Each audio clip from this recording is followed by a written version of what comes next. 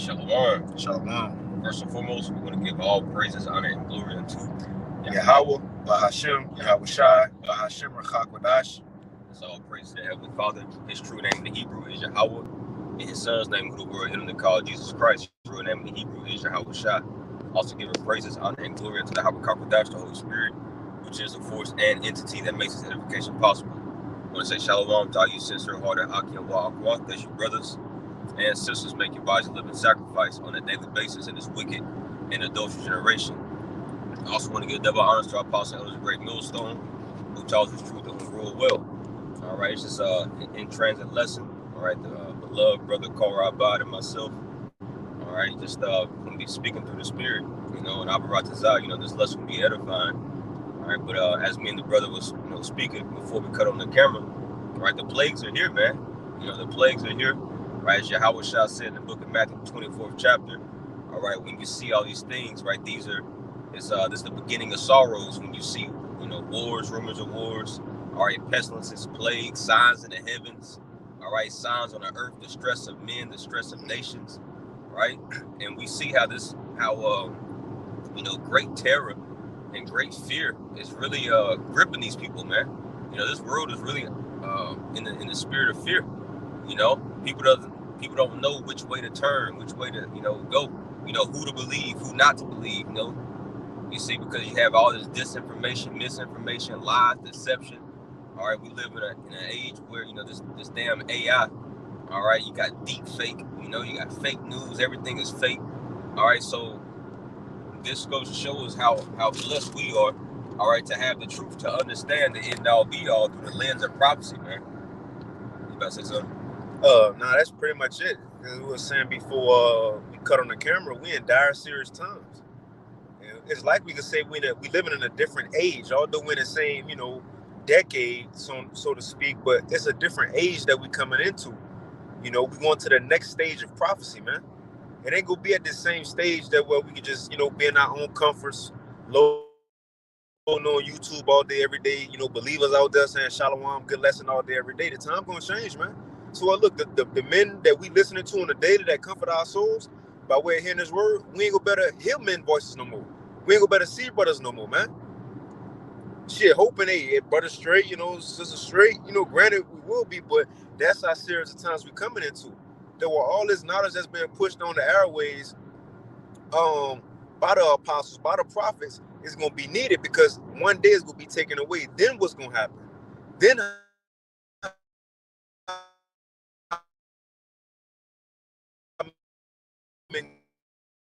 go react because even buffering, brother. Oh, you just get the Bible. Okay, come. Yeah. And y'all Baba area back in the country, so let us know if it's buffering.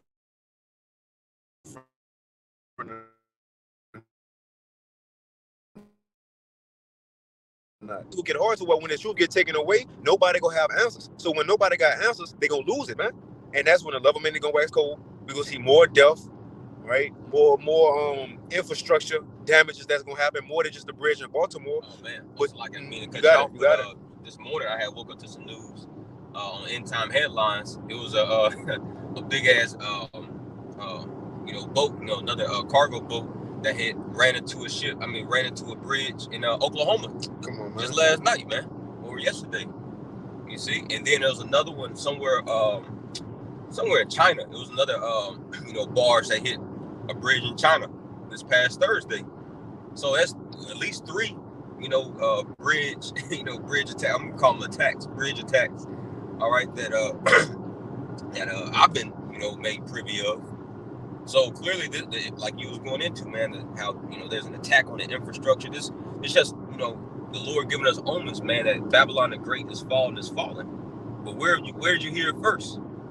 Where'd you hear it first, man? Through the men of the Lord. You see, this is a part of the new song.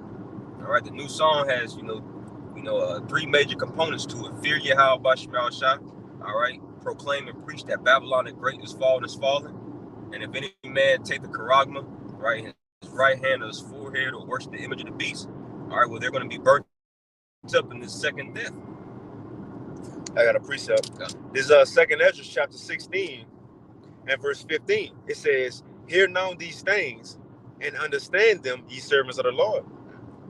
Behold the word of the Lord and receive it. So that's what it started with. Before the Lord even mentioned plagues, he said, look, hear my word and receive it, believe it, man. That's the point we are right now in prophecy. The word going out, we have an opportunity to hear it, believe, and receive. Sound like Deontay Wilder. Hear it, believe, and receive. But this the thing. Because after it's going to come a point in time that where everything this word said go come to pass. Right. If I can also add, as we hear this word, what is the Apostle James admonish us to do as we hear it, to do it as well. Because if not, right, you're deceiving your own self. And this is the worst time to just be, faking the funk. All right, we're about to, really start witnessing. Abaratazah, the Lord don't take the spirit off of us, but we're about to start witnessing. All right, people that have been in this truth for years, just buckle and fold, man, because the pressure is just as we're entering into this new age. I guess you could say, like the brother was going into this new age of judgment, right? Because the Lord is working upon this place. Well, the pressure and the stress and the anxiety is just gonna make a lot of people just buckle and cave in, man. Even people that was playing a part in this truth, for a while, man. Because the Lord is sifting. Amos 9 and 8. The Lord is sifting, his elect from everywhere, man. And it's starting with his people, here in the nation of Israel, man. Hey, that's 1 Corinthians, the 3rd chapter. How it says that you will have many different men come into this truth, some made of gold, some made of silver, and some of precious stones. But on the other side, you will have men come in who made of hay, stubble, and wood. But the Lord said, but what gonna prove what each man made of when times get hard? It said that the fire shall try every man's work of what sort it is. So the times that we are entering into and really we in, the times we in, these are the times to where it's gonna prove what each of us are made of, man. And what's gonna prove it? Dire straits, difficulties. You see? When everybody dying around you, diseases going out there, who gonna still stick to Yahweh Bashim Yahweh in these times?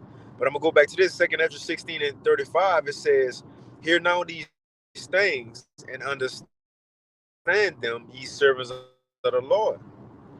Behold the word of the Lord and receive it, and believe not the guys of whom the Lord spake. Verse 37. Behold, the plagues draw nigh and are not. If anything, the Lord said he was Joshua with the sun. Other than that, I don't see nowhere else. The Lord said I'm gonna slow down the time, man.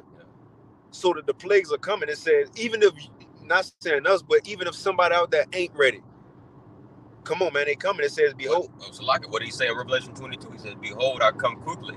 My reward is with me. Let him that is just be just. Let him that is filthy be filthy still. So even if, like brother said, even if you're not ready, well, the Lord's still coming. You got it. Yep. 2nd Ezra 16 and 37. Behold, the plagues draw nigh and are not slack. As when, so he about to give us a similitude on how the plagues coming. As when a woman with child in the 9th month bringeth forth her son within 2 or 3 hours of her birth, great pains compass her womb. And brothers out there who got children, for fathers or the sisters out there who gave birth, y'all know the experience of for fathers who was in the room. You see, fathers who was in the room, eventually, those contractions are a little further apart at first. They don't hurt that, they hurt, but they're a little further apart. But eventually, the closer that child get to being delivered, guess what? Those contractions be back to back. You see, hey, look, your wife grabbing your arm, she's sweating, crying. Then it go away. But now at first it was like 8 minutes apart, 10 minutes apart. Now they back to back. That's how the Lord likened these plagues. We can say, man, remember CV-19 was 4 years ago. Pretty much. That's one about fast, huh? Because it was 2019, shit, 5 years ago. Guess what? Now we closer to the child being delivered. We in a time to where plagues gonna be, some could happen today. Then some could happen next week. But it's going to eventually, all the way up to Yahweh, some going to happen today, and then tomorrow, right? Then eventually some going to happen today, then something else today, then something else today.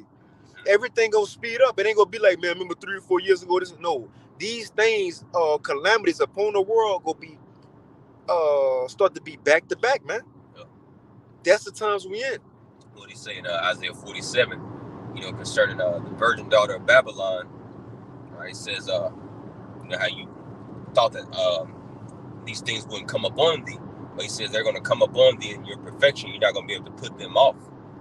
That's the time that we're in, man, because people are used to, seeing, a lot of judgments take part, on the other side of the world. Indonesians, get smitten with mudslides and, all those things, but they're not used to seeing a lot of, terror, right, and plagues and pestilences here on the soils of America. But we're in those times, man. Mm-hmm. You see, you had, like you just mentioned, the C to the 1 to the 9 monster. All right, then you just had this bridge collapse. All right, well, another one, last night as well.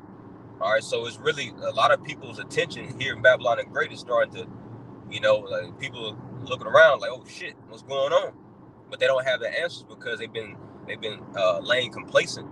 You see, they've been laying complacent and just putting off, all right, the prophets of Yahweh Bashemal Shah. But we're in those times now, man, to where if you ain't got it, shit, man, you ain't got it. You ain't got it. You might not get it. Yeah.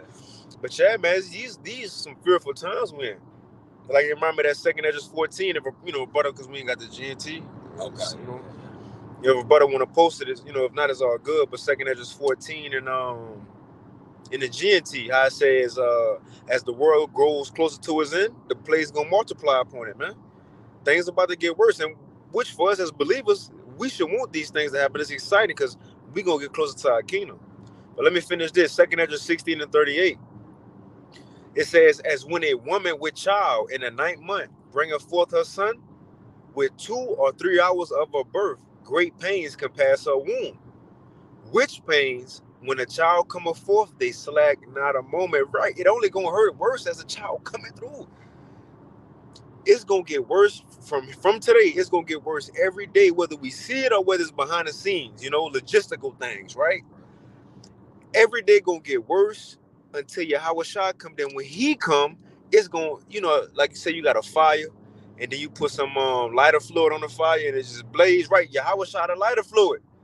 It's gonna get missiles coming the same day he coming. Right? When the child coming out, when he get beamed up, it's gonna get worse on that day.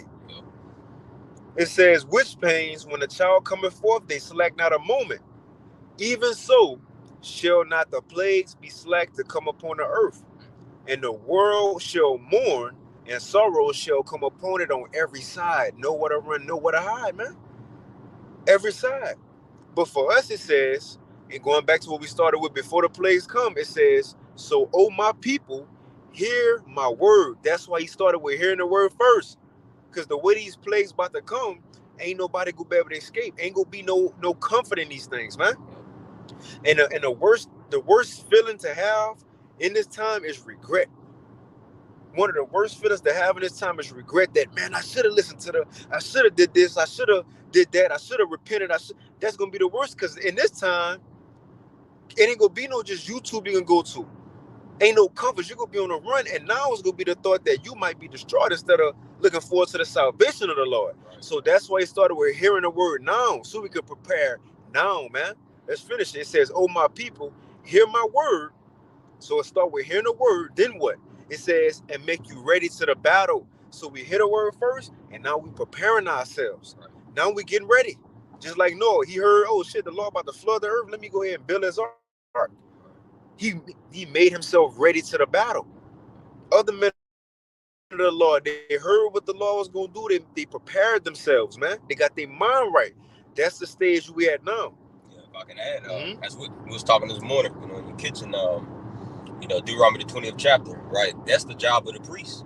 Before, us as a nation of Israel, before the men went out to go to war, well, the job of the priest was to blow the horns, right? And to pretty much boost up and pump up the morale of those men that was about to go fight.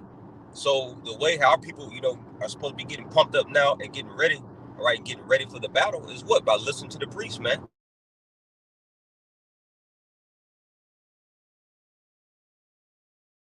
See? And on the left-hand side, where you got what? Ezekiel the 13th chapter speaks about those false prophets. He says, "Oh Israel, thy prophets are like the foxes in the desert.